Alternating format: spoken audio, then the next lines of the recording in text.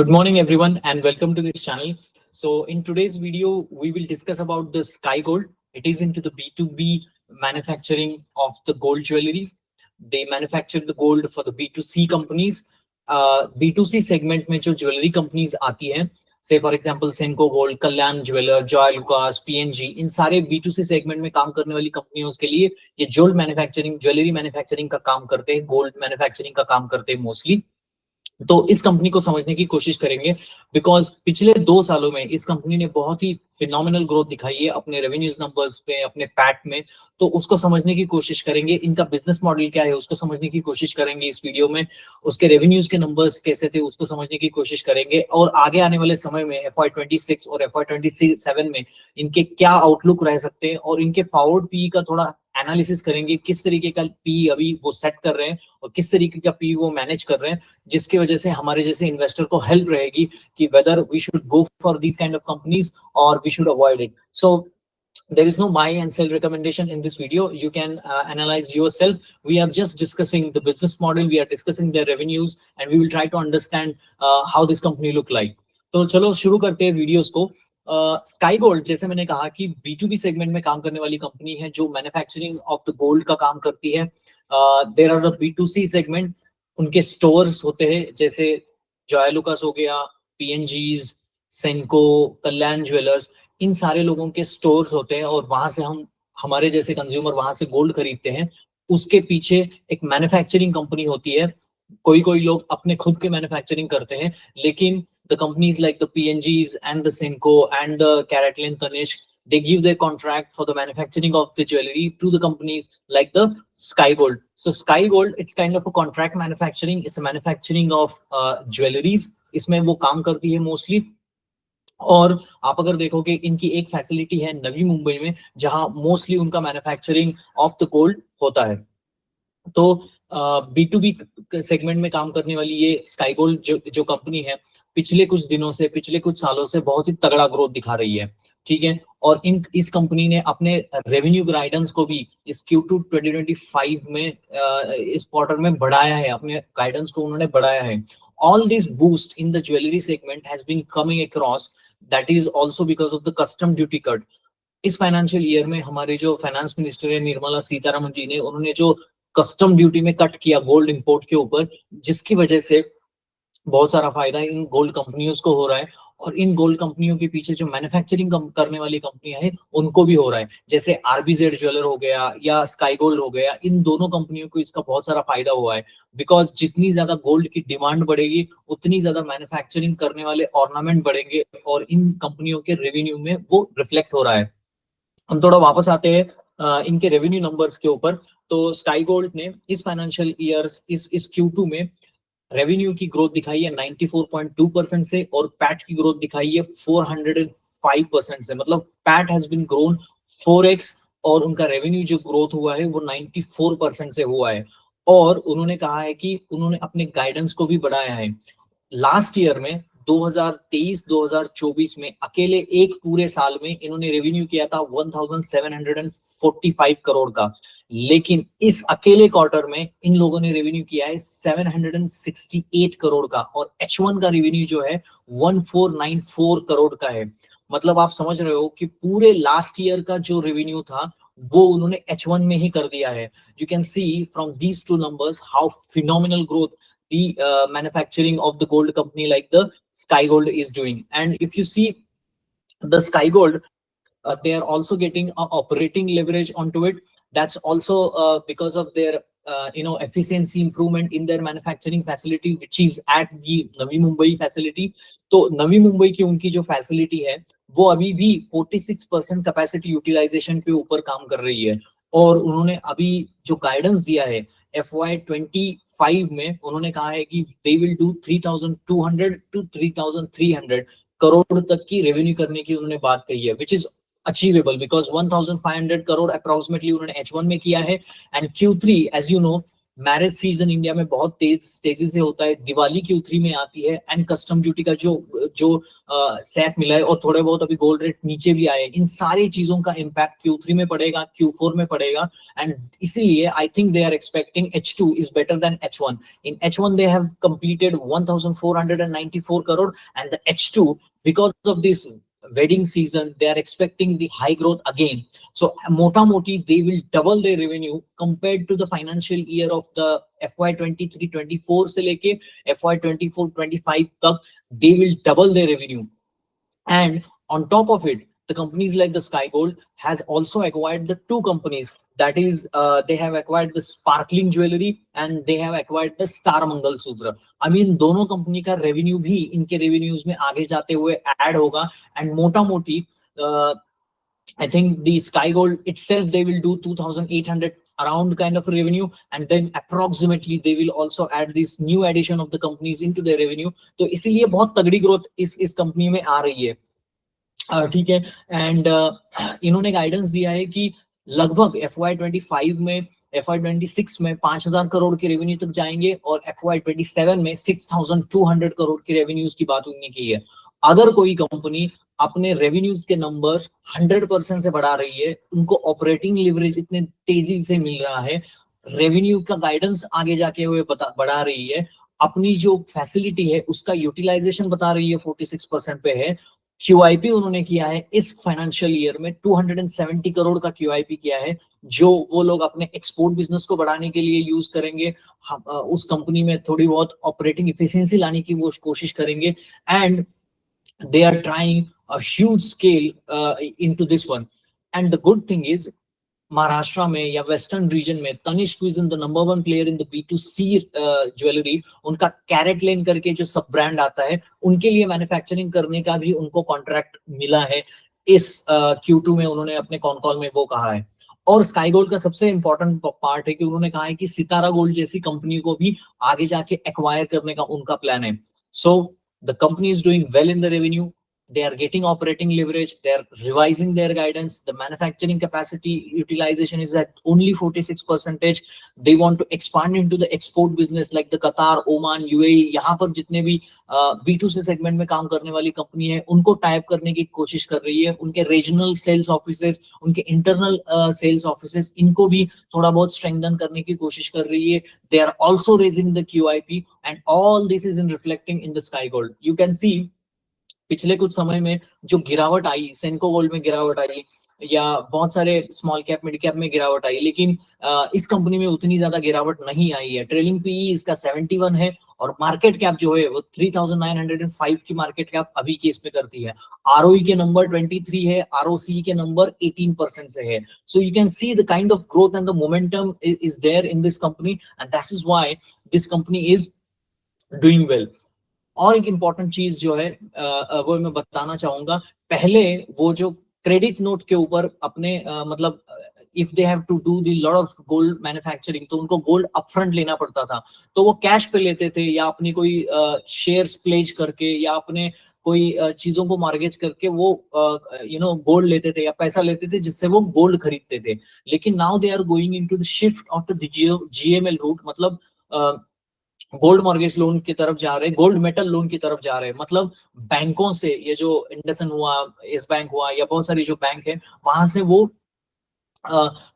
Gold metal loan ले रही है. मतलब compare to the credit note और the direct cash loan, they are getting into the gold metal loan. So gold metal loan का जो interest होता है वो लगभग 4 से 6% होता है. लेकिन आप किसी प्रॉपर्टी को या शेयर को प्लेज करके बैंकों से पैसा उठा रहे, तो आपका जो मतलब लगभग जो आपका जो इंटरेस्ट रेट होता है वो 9 to 13% होता है. तो 9 to 13 के परसेंट से कंपैरेटिवली अभी वो जा रहे हैं गोल्ड मेटल लोन के रूट के ऊपर, जहां पर उनको इंटरेस्ट पड़ेगा 4 to 6% के ऊपर. तो इससे क्या होगा, उनकी जो फाइनेंस कॉस्ट है वो कम हो जाएगी, एक्सपेंस पूरी तरीके से कम हो जाएगा. अगर किसी भी कंपनी में एक्सपेंस और फाइनेंस कॉस्ट थोड़ी सी इस हद तक कम हो जाएगी, तो मतलब मैं कहना चाहूंगा कि पहले वो अराउंड GML के रूट करते ही नहीं थे, लेकिन Q1 में उन्होंने 20-25% का GML से पैसे उठाए. बाद में उनका कहना है कि they will also increase this GML root to the 25 to 50%. In Q3 they are trying to increase that 50 to 75%, और Q4 में अगले सालों में वो उस GML रूट को बढ़ाने की कोशिश कर रही है। मतलब आप समझने की कोशिश करो कि this company is trying to improve their operating leverage as well. How they are trying to do it? Because पहले वो क्रेडिट लोन के ऊपर पैसे लेती थी, अभी वो GML रूट से पैसे लेते हैं, तो जिससे इंटरेस्ट कॉस्ट उनका कम हो जाएगा। जितना ही उनका इंटरेस्ट कॉस्ट कम हो जाएगी, उसकी फाइनेंस कॉस्ट इंप्रूव हो जाएगी, और वही आपको पैट में दिखेगी। तो पैट आगे जाते हुए इंप्रूव होगा। उन्होंने लगभग कहा है कि they will do the, I think they have done 10% in GML in Q1, 20 to 25% in Q2. In Q3 they will do the 60 to 65%, and in Q4 they will do 80 to 85%. So you can see they are trying to improve their finance cost, and then with that they will get the PAT. So PAT की वजह से उनको बहुत सारा फायदा होगा। इस company का थोड़ा सा पैट मार्जिन कम है, 3 to 3.5%, मतलब पूरे जो रेवेन्यू होता है उसके 3 to 3.5% का ही पैट ग्रोथ वो करती है। एंड आगे जाते हुए उनका कहना है कि they will try to improve this PAT margin percentage. मान लो कि 1000 करोड़ का अगर सेल किया, उसमें से 3% का उनका प्रॉफिट है लगभग। And आगे जाते हुए they are trying to improve this one. So I will share my screen so you'll understand better the revenue numbers and overall the Sky Gold sentiments about this company and how they are trying to do it.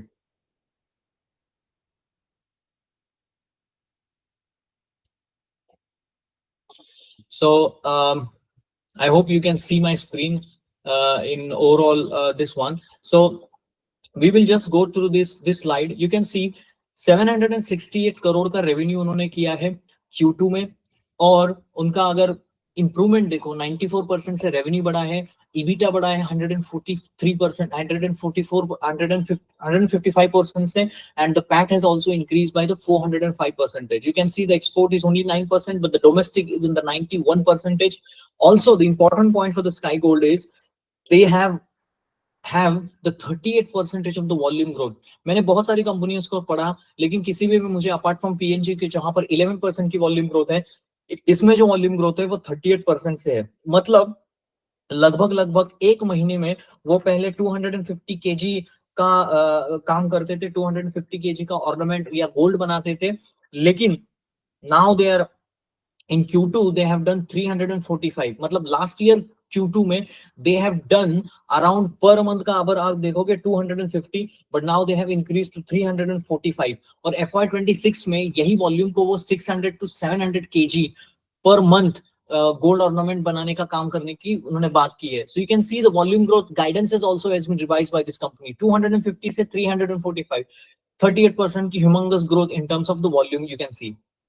Also, now here is a big point. I would like to express my, I mean, in the imaginary thing over here. Like you can see 1491 का करोड़ का revenue उन्होंने किया है H1 financial year 25 में, और आप अगर देखोगे कि पूरे लास्ट ईयर का जो सेल था वो 1745 करोड़ का था। मतलब लगभग पूरे लास्ट ईयर का जो रेवेन्यू है उन्होंने H1 financial year 25 में किया है, and this can show the kind of momentum that this company has. You can see the PAT has grown by 223%, जिसमें हम आएंगे।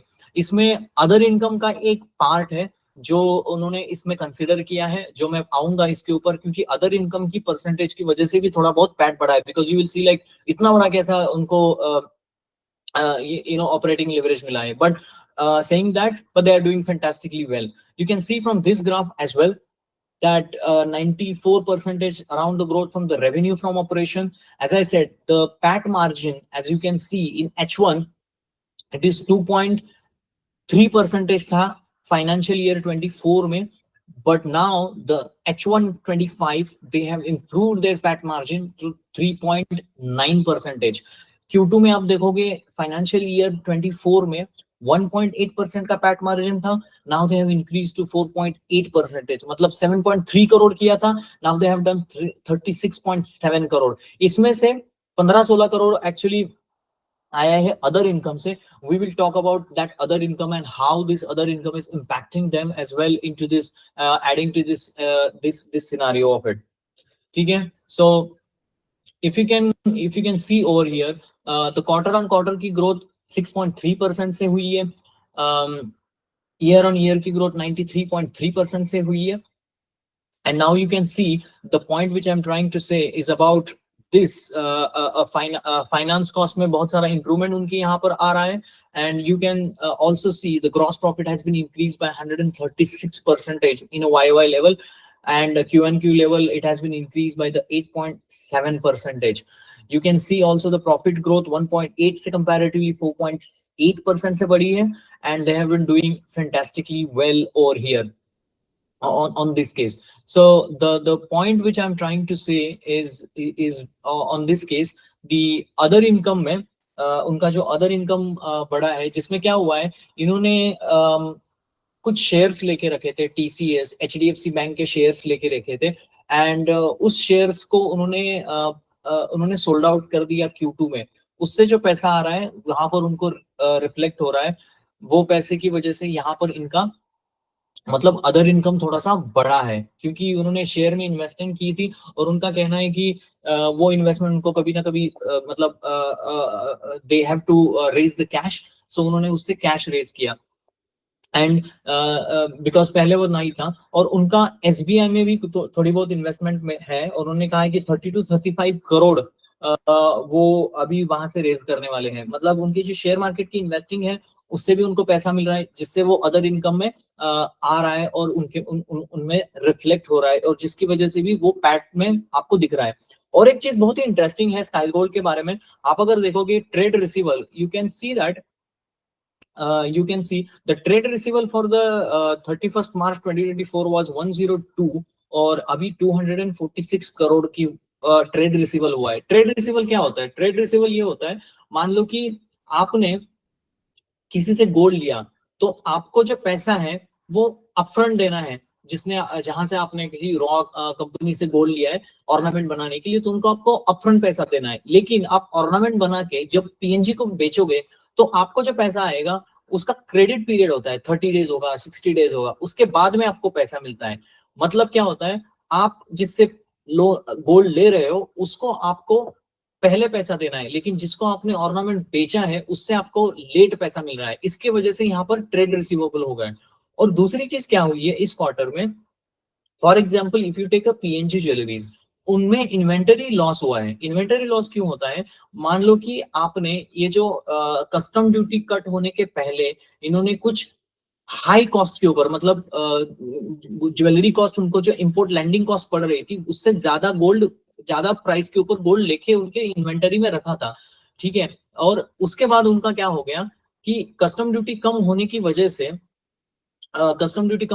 से उसमें थोड़ा सा डिफिसिट आ गया, क्योंकि प्राइस थोड़ी सी कम हो गई. उनको हाई प्राइस में उन्होंने गोल्ड खरीदा, लेकिन जब उनको गोल्ड बेचने की, PNG की बात कर रहा हूँ, गोल्ड बेचने की उनको जब टाइम आया तो वो सस्ते में गया. तो इनमें थोड़ा सा इन्वेंटरी लॉस हुआ, क्योंकि हाई प्राइस में खरीदा और लो प्राइस में बेचा, गोल्ड की बात कर रहा हूँ, जिसके वजह से उनको थोड़ा सा इन्वेंटरी लॉस हुआ. तो इन कंपनियों ने क्या किया, हमारा इन्वेंटरी लॉस हुआ है, इसके वजह से वो रिकवर करने के लिए उन्होंने जो कॉन्ट्रैक्ट दिया है companies like the sky gold, उनका जो इनवॉइसिंग था वो क्रेडिट पीरियड जो था वो 30 डेज से 45 डेज किया, किसी ने 45 डेज से 60 डेज किया. तो हो क्या गया, आपको जो पैसा मिलना है PNG से स्काई गोल्ड की तरफ, वो पैसे का ड्यूरेशन थोड़ा सा बढ़ गया. पैसा नहीं जा रहा है लेकिन पैसे का ड्यूरेशन बढ़ गया. इसीलिए you can see the trade receivable percentage like 246% का उनको मतलब पैसा अभी भी आना बाकी है. And this is why the you can see in the next slide there is a negativity from the next cash generating from the activities, operating activities. आपने देखा होगा बड़े बड़े इन्वेस्टर कहते हैं कि यार we need the net cash from the operating activities, but यहाँ पर ये net cash माइनस हो रहा है. लेकिन ये one time off है because of the inventory loss which has taken by the B2C companies and that has been handed over same to the manufacturing companies, and जिसकी वजह से net cash from the operating activities has been derailed for the companies like the this sky gold. Because इसके ऊपर बहुत सारा discussion call में हुआ था कि आपकी net from operating cash activities कम क्यों हो रही है. लेकिन a growing company like the Sky Gold, where the revenues are growing from the 100%, the PAT leverage has been getting, and due to the inventory loss at the B2C level, they have been getting hit in the net cash segment. जैसे मैंने कहा कि -61% पे है, पहले -52 था, और net cash operating जो है वो -61% पे उन्होंने लेके गए हैं, ठीक है। Now I will go to this one of the great thing about their client base. See, Tanishq is the number one brand in terms of in the B2C segment, and they have also added the CaratLane segment of the Tanishq to them. As you can see, these many clients for which they work, इसमें Senco आता है, Joy Lucas आता है, चंदुका का सराफ है, मलबार है, CaratLane है, P&Gs है. So all the big name in the B2C segment, for them they are doing the ornaments and the study of it. They are making the ornaments about it. You can also see they are doing the export to the Singapore and the Malaysia, Saudi Arabia, all the GCC countries. They are trying to export. Australia, US में भी अपने gold ornament बना के वो भेजते हैं. And you can see their Navi Mumbai facility, which is running at only 46% capacity utilization, and their plan is that they will grow these numbers very handsomely in coming days. सो उन्होंने कहा है कि 4,700 billion का कुछ domestic gems और jewellery का market था 2023 में. Now this has been a boost due to the custom duty cut, और जिसकी वजह से आगे वाले समय में बहुत ज्यादा फायदा उनको हो रहा है. और आपने देखा होगा कि गोल्ड सेगमेंट में there is a shift from the unorganised space to the organised space, and that is also happening in the contract manufacturing. If you take an example for the AC, why PG Electroplast doing better than whatever the companies like the Aditya Vision or anyone who is selling the ACs into the market. television sale से comparatively जो television manufacturing करता है India में, उसको ज्यादा फायदा हो रहा है. और इंडिया में गवर्नमेंट का भी पुश है कि 100% इंडिया में मैन्युफैक्चरिंग होनी चाहिए. जो चाइना 1+ की बात हो रही है, वही फायदा इस मैन्युफैक्चरिंग सेगमेंट में भी हो रहा है. बिकॉज क्या होता है, जितना ज्यादा आपका मैन्युफैक्चरिंग बढ़ेगा उतना ज्यादा फायदा कंपनी, मतलब कंट्री के जीडीपी में वो नंबर ऐड होते हैं. जितने ज्यादा एम्प्लॉइज आप हायर करोगे, उसमें लेबर आएगा, उसको एम्प्लॉयमेंट मिलेगी. And all this shift is happening in India, and that's why you have to also track very largely all the manufacturing companies, because they are doing very well. You can see the in pumps segment, Shakti Pumps is doing better. You can see the transformer, you can see the cements. All these companies who are doing manufacturing, they have been very good push, because it create the employment for the companies like the countries like the India, and that's also a good thing about it. जैसे मैंने कहा कि last year March में 1153 का किया था. मार्च में आप अगर देखोगे 785 करोड़ किया था पूरे फाइनेंशियल ईयर 22 में. फाइनेंशियल ईयर 23 में 1153 करोड़ किया था. 1745 करोड़ फाइनेंशियल ईयर 24 में किया है. And you can also see 2.2 last year थोड़ा सा प्रॉफिट मार्जिन कम हो गया. Now the profit margin is at 2.3 crore. So overall, I think these guys are doing fantastically well. There is no doubt about these companies, and they have been doing some marvelous work over here. So I would like to also show you the other part of the business which they are also doing very well, and they have a very much successful onto it, because we will also try to understand what is their forward PE calculation, which is also important. Now trailing PE of this company is at the 71. So we will try to understand आगे जाते हुए किस तरीके के उनके उनके forward PE के calculations होते हैं. Now the current market cap of this company is 3,905 crore. ठीक है. The FY 23-24 revenue is 1,745. I have considered the PAT margin of average. They have said that they will do the 3 to 3.5% का PAT को margin, but I have just considered at the 3%. So you can see that in H1 they have done 1,494 crore, मतलब 1,500 करोड़ का revenue किया है, और उन्होंने guidance दिया है कि 3,000 से 3,200 करोड़ का उनका गाइडेंस होगा. मतलब they will complete in the H1 financial year, they will complete in the H2 of the financial year 25. तो मैंने ये पूरे साल का रेवेन्यू कंसिडर किया है. अगर स्काई गोल्ड 3,000 करोड़ का रेवेन्यू करती है, और अगर स्काई गोल्ड करती है 3,200 करोड़ का रेवेन्यू, इफ यू कैन सी 3,000 करोड़ का अगर वो रेवेन्यू करती है, तो मैंने वहां पर पैट कंसिडर किया है कि रेवेन्यू के 3%, मतलब पैट होगा 90, 3,200 का 3% होगा, पैट होगा 96. You can also consider the sales growth from the last year. I have considered 83%. अभी कितना है 94%. H1 कितना है 93%. मैंने थोड़ा कम ही कंसिडर किया है. And with the wedding season, I'm expecting this number to be high. But ये मोटा मोटी मैं कम समझ के यहाँ पर से कैलकुलेशन कर रहा हूँ. Hope you are trying to understand. अगर आपको ये वीडियोस पसंद आते हैं तो प्लीज वीडियो को लाइक करना, शेयर करना, सब्सक्राइब करना, because this will give the lot of motivation for me to create such a nice video in the nice manners, so you will understand better in the business. Because अगर business अच्छा कर रहा है तो हमारे जैसे share holder बहुत अच्छा पैसा इस कंपनी में कमा सकते हैं. And you can see the Sky Gold. I was at the no disclaimer, but I was doing a lot of jewelry investment stocks, so they're doing fantastically well. So you can see the sales growth मैंने consider किया 83% है. मोटा मोटी 3200 करते हैं, double भी करते हैं तो 89% से किया है 96% से. मैंने पैट की ग्रोथ कंसीडर की है 140 से. अभी कितना है H1 में लगभग 223 और Q2 में 405 की ग्रोथ की है. 4x पैट हो गया है. तो मैं अगर चाहता हूँ 147 पैट की ग्रोथ के ऊपर, and there is a formula. You can see the PE is equal to how you calculate the forward PE. The forward PE calculated by the market cap divided by the net profit. I hope you got the point. I'm not going too fast, but I'm just trying to understand how it works. Like the market cap is 3905. You can divide by the profit.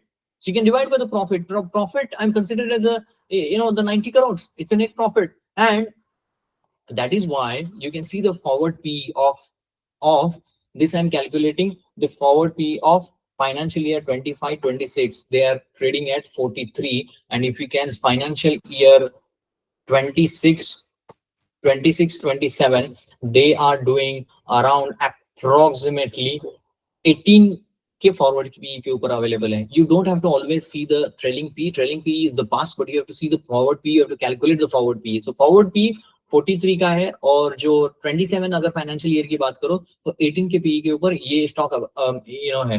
मैं कोई bye या cell recommendation नहीं दे रहा हूँ, but just trying to present my views like how forward PEs work and how you can decide your views based on it. ठीक है, hope आपको ये कैलकुलेशन समझ आया ना. बहुत इजी है, there is no rocket science on to it. Very simple formula and it's very easy to understand. ऐसे ही आप बहुत सारी कंपनियों का फॉरवर्ड पी कैलकुलेट कर सकते हो, ना कि trailing P. And you can see capacity wise they are doing well. They are revising their guidance. Concall is doing well. The government also zoom on the contract manufacturing. The ROE's numbers, थोड़ा बहुत ROE का number आपको कम दिखेगा. इसका मैं reason बताता हूँ. Because they have made the QIP of 270 crore by enhancing their sales team, the operating efficiencies, export market enhancement plant and all that wills. They have done the QIP. इससे क्या होता है कि आपके नंबर ऑफ शेयर होल्डर्स बढ़ जाते हैं. जब आप कभी भी नंबर ऑफ शेयर होल्डर्स जब आपके बढ़ जाते हैं तो ROE का फॉर्मूला ही यही होता है. I just write here ROE is equal to, you can see the net profit. ROE is equal to the ROE is equal to the net profit. You can see the ROE is very good because ROE is equal to net profit divided by average share holder equity.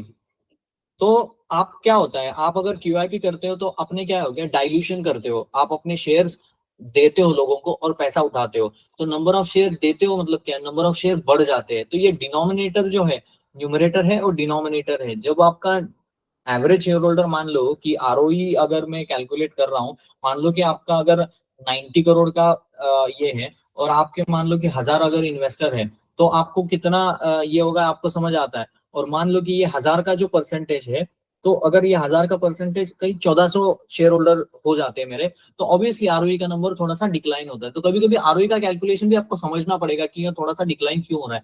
लेकिन QIP one time होता है, बाद में जाके ये थोड़ा stabilise भी होता है. लेकिन अभी भी ROE का नंबर 22% पे है. So you can always look that perspective. So hope आपको ये वीडियोस पसंद आया हो. मैंने कोशिश किया है कि ये थोड़े चीजों को समझने की प्रेजेंटेशन के साथ, और मैंने दिखाया है कि फॉरवर्ड पी का कैलकुलेशन कैसा है. Hope you will like my videos. अगर आपको ये वीडियो पसंद आते तो प्लीज वीडियो को लाइक करना, शेयर करना और सब्सक्राइब करना. एंड अगर कमेंट करना, आपके कोई सुझाव है, you have some difficulties on any other stuff, I will try to help you out. And there is no buy and sell recommendation on the Sky Gold. So मिलते हैं next video में, and please like, share and subscribe to my channel. Thank you very much and have a nice day guys.